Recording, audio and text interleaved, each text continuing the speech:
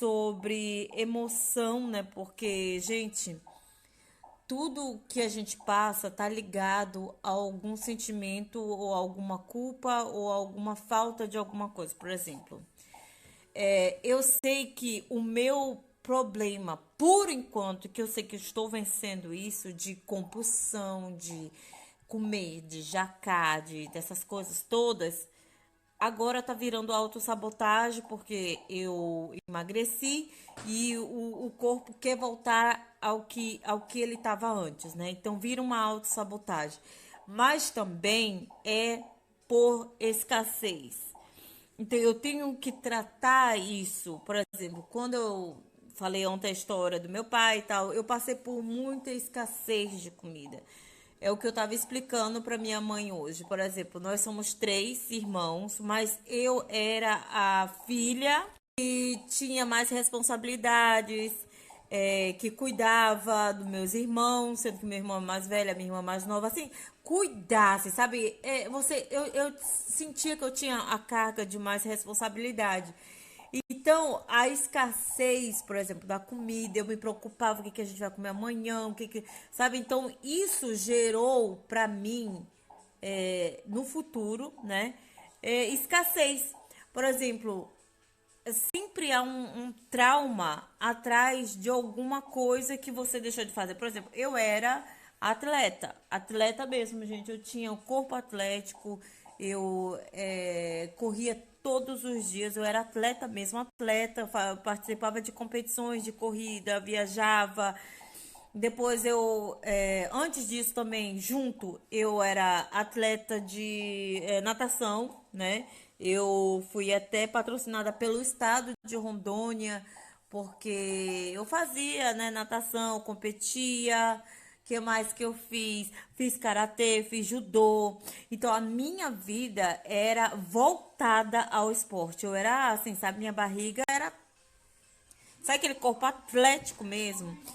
E aconteceu alguns fatores, porque você tem que voltar lá no seu passado para quebrar esses paradigmas que me fizeram virar essa pessoa totalmente preguiçosa que começou a odiar algo que amava. Sabe que no meu consciente está que eu amava, mas no subconsciente começou a odiar algo que eu amava. Então, foi fatores que aconteceram. Uma foi a igreja, né? Que quando eu entrei para a igreja, naquela época, eles diziam que eu tinha que sair do meu esporte, que eu tinha que sair do que eu fazia, que era coisa que eu amava. Eu acordava às 5h30, 6 horas da manhã, todo dia para correr, para treinar. E à tarde eu treinava também.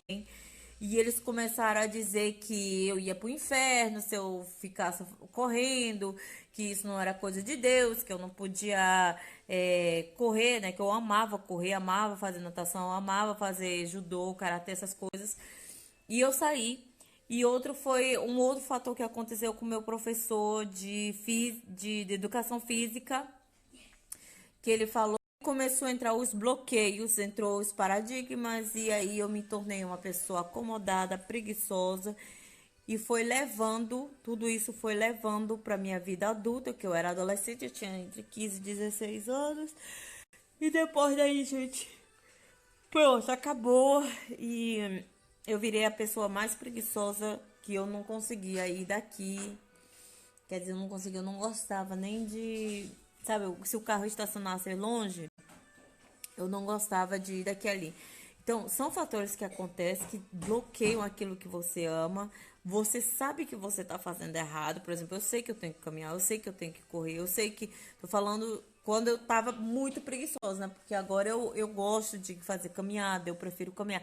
Mas, por eu estar menos, bem menos, fazendo o que eu tava fazendo nas minhas férias, tá começando a, não, hoje não, hoje não. E eu sei que isso é autossabotagem. Então, o que eu falei ontem pro meu marido, não vejo a hora de voltar pra academia.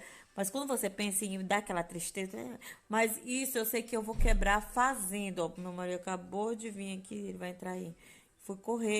Então, eu vou quebrando os paradigmas. Eu tô meditando, fazendo assim, encontrando para desbloquear aonde e aonde que começou esse processo de escassez. Eu sei que foi lá atrás com meu pai, que foi a escassez depois que a gente foi para Fortaleza. Então, tudo isso eu tô quebrando, tá?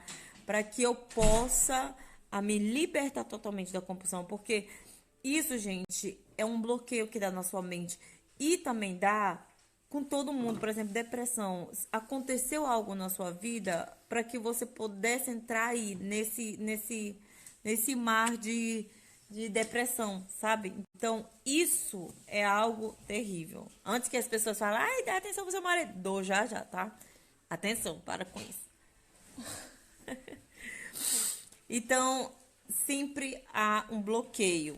Você começa a fazer coisas que você não fazia. Deixa eu anotar. Eu tô anotando aqui. Deixa eu falar um negócio de o que acontece com relação à comida e você vai se identificar. Você que passou escassez, falava muito, não, tu não pode repetir, porque senão na janta não vai ter.